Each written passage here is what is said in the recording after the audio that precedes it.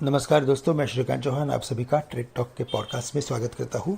सबसे पहले अगर हम ग्लोबल मार्केट्स को देखते हैं तो वहाँ पे जो एशियन मार्केट्स है वहाँ पे हम कुछ बुलिशनेस या बुलिश बायस एक्टिविटी देख रहे हैं। उसका सबसे बड़ा रीज़न यही है कि जो चाइना की जो मेन बैंक है PBOC, people's public of bank of China, expect unexpectedly kept its medium term lending facility rate at an unchanged levels 2.5%।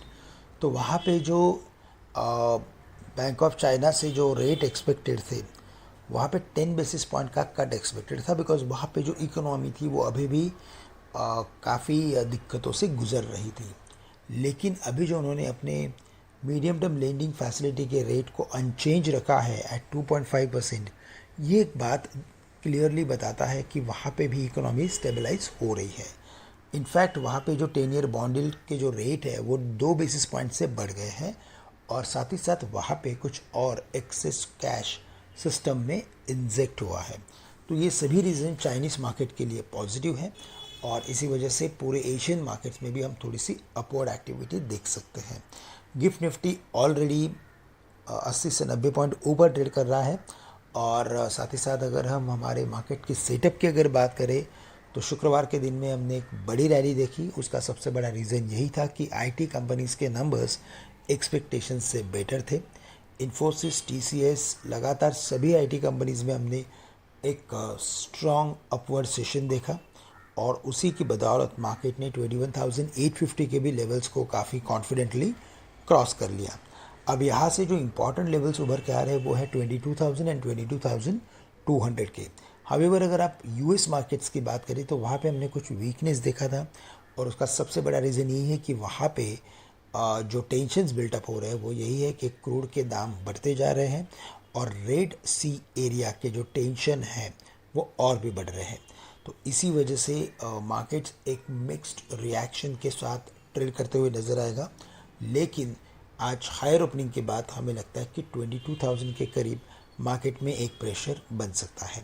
हालांकि 21,700 800 के करीब huge amount of put writing खड़ी है, तो 21,700 के नीचे जाना मुश्किल है।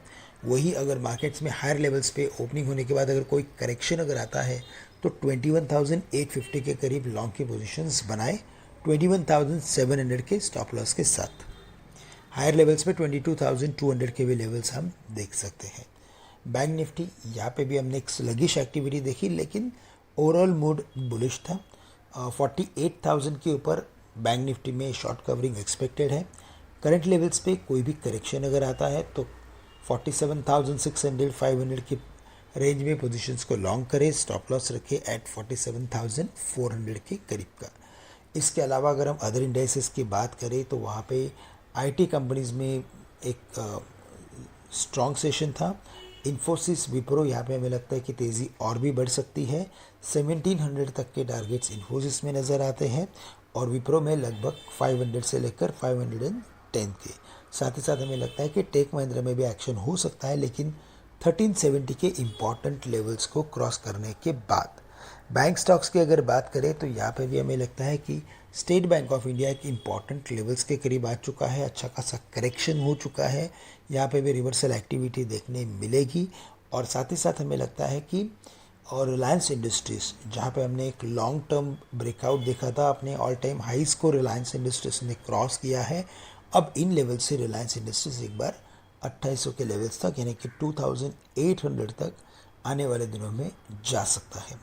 तो ओवरऑल सेटअप की बात करें तो बाय ऑन डिप्स की स्ट्रैटेजी को अपनाएं, और इस मार्केट्स में ट्रेडिंग एक्टिविटी के साथ अगर काम करना है तो 48,000 के ऊपर बैंक निफ्टी पे फोकस किया जा सकता है।